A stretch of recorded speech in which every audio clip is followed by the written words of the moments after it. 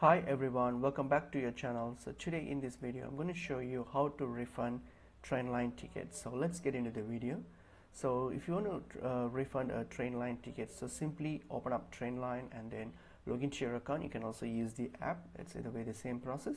So once you've logged into your account here, so what you're going to do, you're going to go to My Bookings tab. So from My Bookings tab, simply all you have to do is, if it's a simply select the trip, the trip that you want to cancel, so that you want to request for a refund. Select that and then hit on the refund option. So select it and hit on the refund option.